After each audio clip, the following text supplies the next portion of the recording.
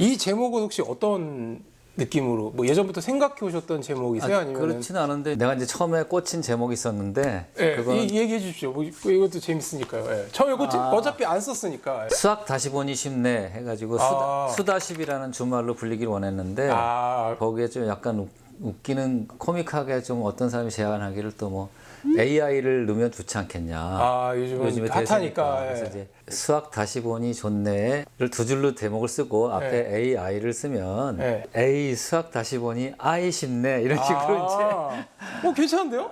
그 아이디어 누가 낸 거예요? 다음 책 같은데 쓰시죠.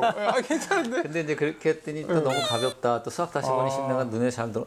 처음엔 좋았는데. 네, 근데요. 출판사 측에서 조금 검토해 보니까 좀 그렇다 그러셔가지고 나도 좀 사실 썩 마음에 들지는 않았고. 그래서 이제 내가 그동안 생각했던 한 10개 정도의 그 제목을 보내드렸는데 그중에서 2개를 선정해서 이제 이거 둘 중에 하나로 하시죠. 그래서 그 중에 하나를 이걸 선택을 했는데 그 하나가 이거였고 나머지 하나는 또 뭐였나요? 혹시 여쭤. 그거 하나는 수학, 아름다운 우주의 언어.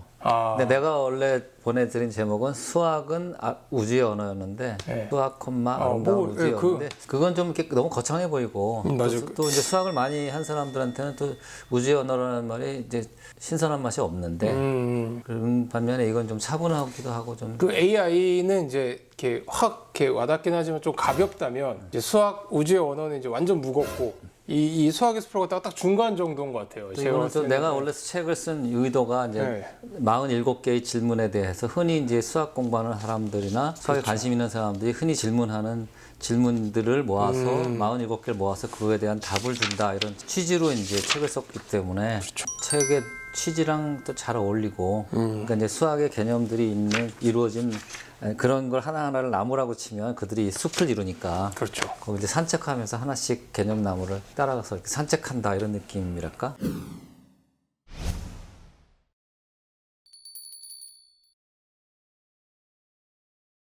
수학은 뭐 답이 있고 또 논리적인 과정으로 문제를 푸니 AI들이 곧 이제 수학자들이 하는 일까지 다 할 수 있지 않냐 이런 이제 질문들을 제가 많이 받았어요. 근데 이제 얘기를 간단하게 뭐 답을 드리기는 좀 어렵지만 워낙 큰 이제 주제여서 이제 간단히만 말씀드리면 수학과 AI에 대해서 이해하려면은 일단 이것부터 이해해야 될 것 같아요. 그러니까 수학은 두 종류가 있거든요. 하나는 학습하는 수학, 하나는 연구하는 수학. 그런 구별이 좀 머리에 먼저 들어와야 AI와 수학과의 관계가 이해가 되는데 현재 이제 AI가 많이 이제 접근해가지고 푸는 이제 수학 문제들이나 수학의 영역은 사실은 이제 학습하는 수학 영역이거든요. 그러니까 이제 말하자면 초등학생, 중학생, 고등학생, 심지어는 대학교 1, 2하는 학생, 아니면 이제 가장 문제가 어렵다는 국제수학 올림피아드 문제 이런 것들을 이제 학습하는 수학의 테두리에 있다고 한다면 그런 이제 문제들을 누가 잘 푸나, 어떤 AI가 잘 푸나, 이게 약간의 경쟁이 상당히 되고 있고요. 그래서 이제 상당히 거의 이제 AI의 어떤 학습하는 수학에 대한 침공? 이런 건 거의 다 이루어졌다고 보고요. 그러니까 정복? 그런 거요. 그러니까 사실은 이제 거의 국제수학 올림피아드 수준의 문제가 굉장히 어려운데 그것도 뭐 80% 이상 푼다고 하니까 아마 올해가 가기 전에 거의 모든 문제를 풀 수 있지 않을까 이렇게 생각이 되고요. 근데 이제 반면에 이제 저 같은 수학자들이 하는 전문적인 수학, 말하자면 연구하는 수학 쪽은 아직 사실은 좀 요원하거든요. 그래서 이제 그러니까 이제 이 학습하는 수학, 그야말로 이제 학교 수학에서 나오는 여러 가지 문제들, 아니면 그걸 응용한 여러 가지 문제들을 푸는 것은 이제 데이터도 많고 정의도 분명하고 개념도 심플하고 이러다 보니까 약간의 이제 논리적인 사고 능력 같은 거를 조금 교육을 시키면 AI에게 그래서 이제 어느 정도 접근이 가능한데 그 연구하는 수학, 그러니까 저 같은 전문적인 수학자들이 하는 수학은